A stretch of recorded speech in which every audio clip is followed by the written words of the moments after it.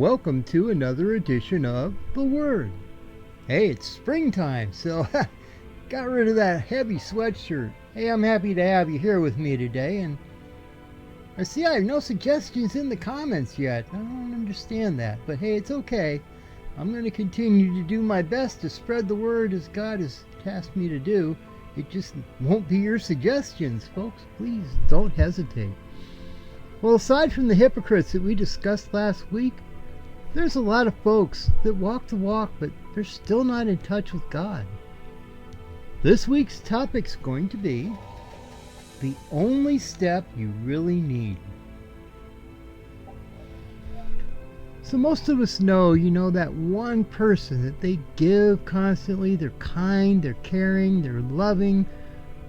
They may not talk a lot about God, but you could tell they're genuinely loving Christian people. Now on the outside, everything seems so picture perfect.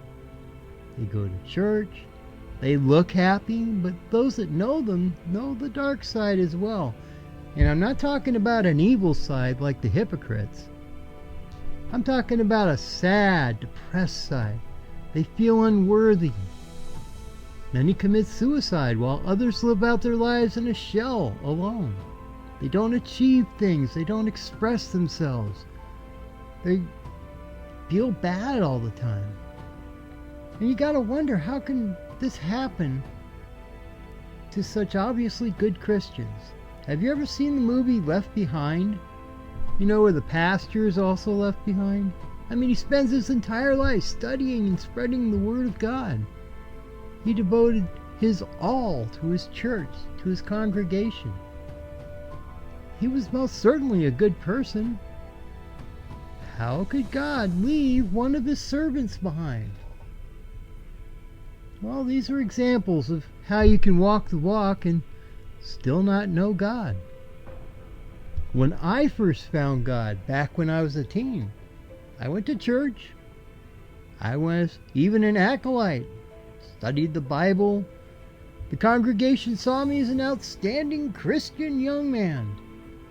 I had everybody fooled, myself included. Of course, not God. But I had not truly accepted God into my heart. I had not given him my life, and I didn't get the rewards of happiness. Knowing God, it makes you want to do the right things, yes, but it is possible to do all the right things without really knowing God. In fact, most people that know God don't do all the right things. They're far from perfect. Now, you ever notice a cancer patient or a terminally ill patient? They seem so peaceful or even happy. Here they are counting down the days to their death, yet they're all smiles and often consoling their loved ones who are having a tougher time with it than they are. How about a dirt poor family or a person in the street that's filled with joy? You see them singing or something. Or the happy family with nothing at Christmas. They live a hopeless life of poverty, but they seem to radiate happiness as if they had everything in the world. Now, how can people who seem so forsaken find such joy? It is because God flows through them. They have not only accepted God, but they have given themselves to God. John chapter 6, verse 35. Then Jesus declared, I am the bread of life. Whoever comes to me will never go hungry, and whoever believes in me will never be thirsty. How true. So many people, though, they've missed the boat. I'm not talking about the hypocrite who knowingly does the wrong things while pretending to love God. Those are evil people, and you need to avoid them, really. They put on a con act trying to fool everybody that they're pure of heart. They've got everyone fooled but God. I'm talking about the real people, the genuine people, the true people that want to be Christians. And for some reason they haven't totally given themselves to God. So they're doing all the work, yet they're missing the reward. They profess belief, they pray, they do the right things, they're kind. In their minds, they feel they're truly with God, yet they feel no joy, no happiness. They may be like I was, still fighting to make my own path, or like I was when I blamed God for the loss of a loved one, or for my crappy childhood. They could be blaming God for their illness. There could be many reasons, but the bottom line is that for whatever reason, these good people have not completely and unconditionally given themselves to God. They block their own just reward. When you truly let God into your heart, He flows through you. He gives you pure joy. He lifts all the burdens from your shoulders. God takes us away from this harsh reality that we live in. He lifts us into a spirituality that surpasses pain, sickness, poverty, or any of the other plagues of the physical realm. And you don't have to be perfect to achieve this wonderful feeling. It's easy. You simply need to let God into your heart and your life. You need to hand Him the reins, believe that whatever happens is what's supposed to happen along the perfect path that He has designed for you. Now remember Genesis chapter 22 verse 2. This is where God commands Abraham. God said, "Take your only son who you love, Isaac, and go to the land of Moriah. Offer him up as an entirely burned offering there on one of the mountains that I will show you."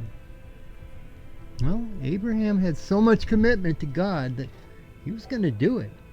And he took his son up there, and he took the wood up there, and he was getting ready to put a knife to his throat, and at the very last second, God stopped him. Well, God requires total, unbending commitment.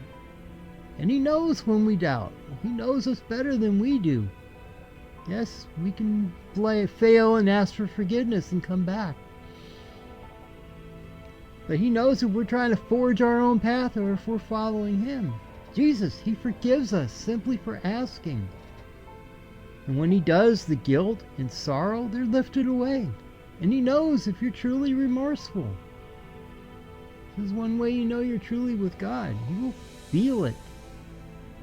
Just like when you're remorseful, you feel it. You feel the loving forgiveness of Jesus.